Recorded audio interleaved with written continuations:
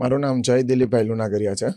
ફૂલની પરિસ્થિતિમાં તો કાંઈ ઇશ્યુ નથી, પણ એવું છે કે ગરમીના હિસાબે અત્યારે છે ને ફૂલમાં થોડોક અત્યારે તાપમાન તમે વિચારો કે 45 થી 46 ડિગ્રી જાય છે, તો એના હિસાબે ફૂલમાં થોડોક છે ને એવો બધો વાંધો પડે છે કે ખરાબ થાય છે કે પછી ઉપરથી લોડ થતા ત્યારે ટ્રાન્સપોર્ટમાં ઇશ્યુ આવે છે, ઘણા એવા ઇશ્યુ આવે છે. પણ અમારી અત્યાર સુધીની મહેનત એ છે કે અત્યાર સુધીનું વિઝન એ છે કે કસ્ટમરને સારું આ ગરમીની સિઝનમાં પણ અમે સારા ફૂલ અને સારી વસ્તુ કસ્ટમરને આપી શકીએ.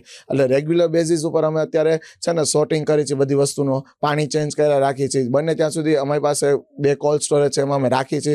જ્યાં સુધી બને ત્યાં સુધી કસ્ટમરને સારું પહોંચે એવી અમારી આશા છે. અત્યારે યુઝ્યુઅલી તમે જોશો ને તો આપણે જીપ્સો ફ્લાવર્સ છે જે આ છે ઓલરેડી મારી પાસે, એ અમે સ્પેશિયલી ફ્લાઇટમાં બેંગ્લોરથી મંગાવી છે કે ત્યાંના ફ્રેશ વધારે સારા રહે છે અને વધારે ફ્રેશ રહે છે, અને એની લાઈફલાઈન છે ને 5 થી 6 દિવસની છે, એટલે એને કાંઈ થતું નથી. યુઝ્યુઅલી પછી બીજા જે ડચ ગુલાબ છે કે ફ્લાવર્સ છે, જે સ્ટિકવાળા ગુલાબ તમે જે રાજકોટનું પબ્લિક અહીંથી ઓળખે છે, એ બધા આવે છે આપણે પૂના ને ત્યાંથી આવે છે. ના, આ વખતે બહુ ભાવ રહ્યો છે બધી વસ્તુમાં, કેમ કે લૂઝ તમે વસ્તુ જો જેમ કે ગોટા છે, વ્હાઇટ ફ્લાવર છે, વ્હાઇટ ફ્લાવરના ભાવ યુઝ્યુઅલી ભાવ હોય છે 80 થી 90 રૂપિયા કિલો, પણ આ વખતે 200 પર કેજી વહી ગયા છે.